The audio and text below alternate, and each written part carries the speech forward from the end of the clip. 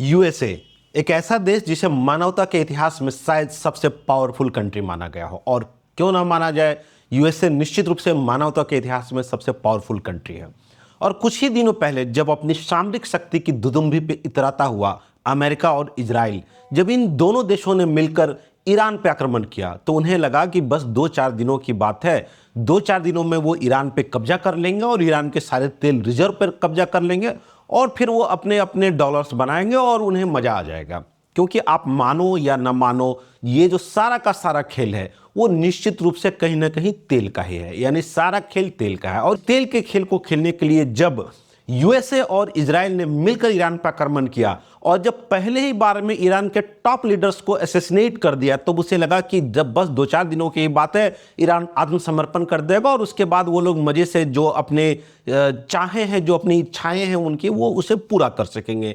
यानी इजराइल की जो इच्छा थी कि वो ईरान को बर्बाद कर दे, और यूएसए की जो इच्छा थी कि वो ईरान के जो तेल रिजर्व है उस पर अपना अधिकार जमा ले और बड़े बड़े डॉलर्स में मुनाफा कमा सके, ये दोनों ही इच्छाएं पूरी हो जाएंगी। लेकिन इस युद्ध के शुरू होने के लगभग 20-22 दिन के बाद हुआ इसका ठीक उल्टा।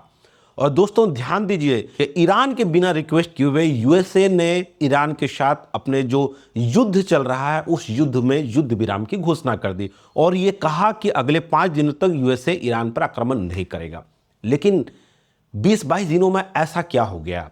ऐसा क्या हो गया कि यूएसए ने जो अपनी चालें चलने की कोशिश की थी, यूएसए ने ये जो सोचा था कि बस 1 हफ्ता में ईरान आत्मसमर्पण कर देगा और उसके तेल भंडारों पर वे अपना कब्जा जमा लेंगे, ये इतनी बड़ी कैलकुलेशन मिस्टेक उनसे हो कैसे गई कि आज की तारीख में यूएसए जैसा शक्तिशाली देश भी बिना ईरान के रिक्वेस्ट किए हुए युद्ध विराम करने की घोषणा कर चुका है। चलिए आज की इस वीडियो में हम इन्हीं बातों का विश्लेषण करते हैं। देखिए, सबसे पहले इस बात को समझिए कि ईरान और यूएसए के मिलिट्री कैपेबिलिटीज में बहुत बड़ा अंतर है, वाकई बहुत बड़ा अंतर है।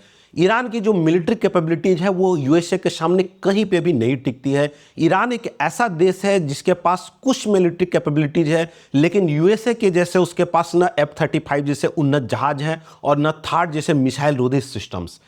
लेकिन इसके बावजूद ईरान ने यूएसए के जो मिडिल ईस्ट के दोस्त हैं उनको इतने मिसाइल्स मारे कि दुबई जैसे विश्व स्तरीय शहरों को भी धुआं धुआं कर दिया।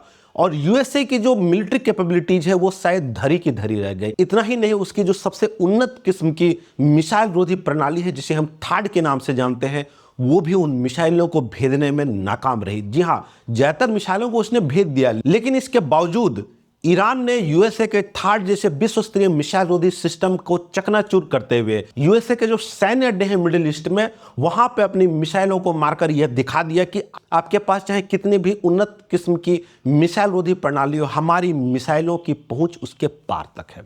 इसके अलावा इजराइल के पास जो मोस्ट कविटेड मिसाइल रोधी सिस्टम है जिसे हम आयरन डोम के नाम से जानते हैं, विश्व में आज की तारीख में लोग जो सबसे ज्यादा जिस मिसाइल रोधी सिस्टम के बारे में जानते हैं वो है इजराइल की आयरन डोम।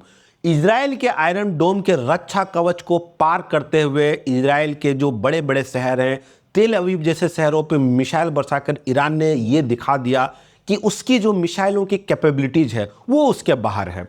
एक बात आप यहाँ पे समझ लीजिए कि बिना ईरान के रिक्वेस्ट किए हुए यूएसए जैसे पावरफुल कंट्री ने भी ईरान के साथ युद्ध विराम की घोषणा कर दी।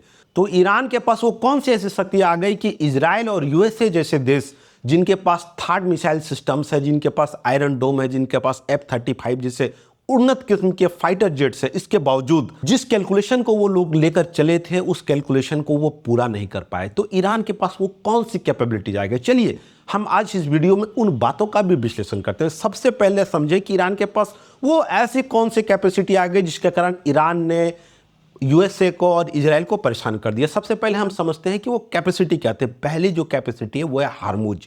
जी हाँ, आपने हार्मुज का नाम अभी न्यूज़ में अक्सर सुना ही होगा, और आपको ये पता होगा कि हार्मुज के रास्ते ही जो कच्चे तेल का विश्व का व्यापार है वो हार्मुज के रास्ते होकर होता है।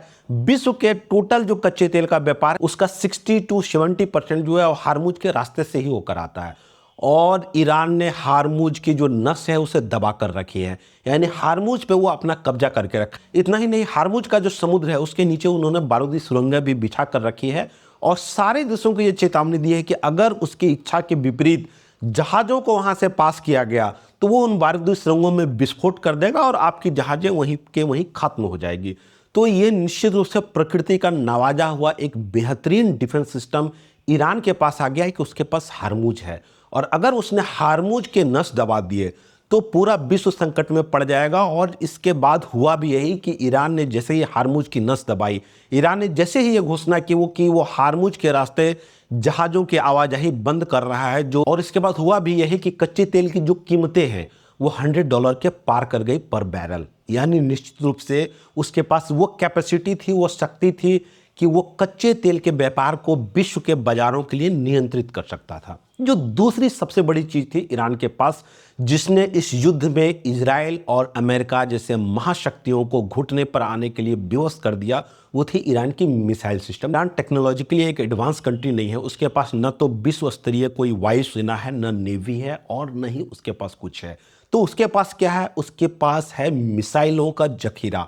और इन मिसाइलों के टेक्नोलॉजी पे ईरान पिछले 40-50 सालों से काम कर रहा था, और उसके पास इन मिसाइलों का इतना बड़ा जखीरा है जिसे उसने पहाड़ों के नीचे बड़ी बड़ी सुरंगों में दबा करके रखा है। और आज की तारीख में उसे जब मन करता है तब उन मिसाइलों का इस्तेमाल करता है। और खास करके जो मिडिल ईस्ट के कंट्री है, जो यूएसए के सहयोगी देश हैं, उन कंट्रीज पे वो लगातार मिसाइलों का प्रहार कर रहा है। इजराइल पे वो लगातार मिसाइलों का प्रहार कर रहा है, और उसे ये विवश कर दिया है कि दोबारा जब इजराइल के साथ उसकी सीधी जंग हो तो कम से कम 2 बार सोचे। देखिए, आप एक बात समझिए, इजराइल की जो मिसाइल कैपेबिलिटीज है वो वाकई बड़ी खतरनाक है, क्योंकि यूएसए की जो सबसे एडवांस मिसाइल रोधी टेक्नोलॉजी है थार्ड, और इजराइल के पास जो सबसे एडवांस मिसाइल रोधी टेक्नोलॉजी है आयरन डोम। इन दोनों ही चीज़ों का ईरान ने तोड़ निकाल दिया। यानी कि इजराइल के जो मिसाइलें हैं, इन दोनों ही मिसाइल रोधी सिस्टम्स को तोड़ करके वो जहां चाह रहा है वहां पे अपनी मिसाइलों को पहुंचा दे रहा है। इतना ही नहीं, लोगों को ये गलतफहमी थी, अमेरिका और इजराइल को ये गलतफहमी थी कि उसके पास इंटरकॉन्टिनेंटल बैलिस्टिक मिसाइलें नहीं है।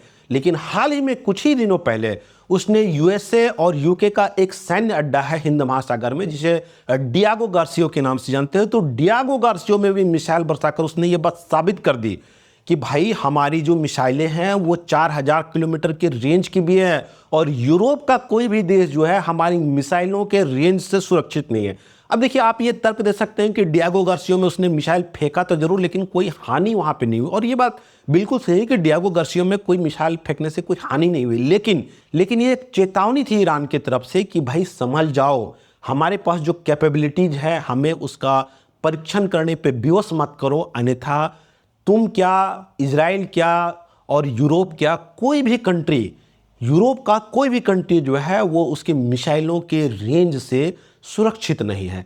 लगातार उसने यूएई और मिडिल ईस्ट के तेल रिफाइनरीज पे लगातार वार किया, और कई बार उसने कहा कि अगर आपने हमारे सिविलियन इंफ्रास्ट्रक्चर पे वार किया तो हम जब चाहेंगे तब आपके तेल रिफाइनरीज पे मिसाइल मारेंगे और उसमें आग लगा देंगे, बाकी आप देख लेना। भाई हमारी तो स्थिति ये है कि हमें कुछ सोचना नहीं है, लेकिन आप विश्व के एक उन्नत देश हो, आपको कई सारी बातें सोचनी है, आपको अपने नागरिकों के बारे में सोचनी है, आपको अपने सिविलियंस के बारे में सोचना है। तो निश्चित रूप से ईरान के पास ये जो 2 कैपेबिलिटीज थी कि उसके पास हार्मुज की खाड़ी का नियंत्रण था, और जो दूसरी कैपेबिलिटी उसके पास थी कि उसके पास उन्नत किस्म की मिसाइलें थी, यहाँ तक कि इंटरकॉन्टिनेंटल बैलिस्टिक मिसाइलें भी है। और ईरान ने ये बात कही है कि अभी उसने सबसे एडवांस जो मिसाइलें उसका उपयोग भी नहीं किया है। अगर उसने उन मिसाइलों का उपयोग किया तो पता नहीं क्या होगा, ये बात आप खुद ही समझ लें। तो दोस्तों, एक बात तो आप समझ लीजिए कि अमेरिका और इजराइल एक ऐसी लड़ाई में फंस चुके हैं जहां निकट भविष्य में जीत तो उसके हाथों में नहीं दिख रही है। और निश्चित रूप से युद्ध का भविष्य क्या होगा ये तो आज की तारीख में कह पाना बहुत मुश्किल है, लेकिन इतना तो मान लीजिए कि यूएसए एक बहुत बड़े कैलकुलेशन मिस्टेक में फंस गया। एक ऐसा मिस्टेक जिसके बारे में उसने सोचा था कि 2-4-10 दिनों की बात है, ईरान पे वो कब्जा कर लेगा और ईरान के लोग भी विद्रोह कर देंगे ईरान की जो सत्ता है उसके खिलाफ। लेकिन ऐसा कुछ भी नहीं हुआ। ईरान की जनता, ईरान की आवाम वहाँ पे ईरान के साथ खड़ी हो गई, और यूएसए को निश्चित रूप से अपनी गलती का एहसास हुआ। ईरान कोई इतना भी छोटा कंट्री और इतना भी अंडर डेवलप कंट्री नहीं है टेक्नोलॉजी के लिहाज से, मिसाइलों के लिहाज से, और ईरान के साथ सीधी भिड़ंत जो है वो उसके और उसके मित्र देशों के लिए बड़ी घातक सिद्ध हो सकती है। दोस्तों, thank you very much for watching this video, and if you like such type of content please like, share and subscribe my video. Thank you very much.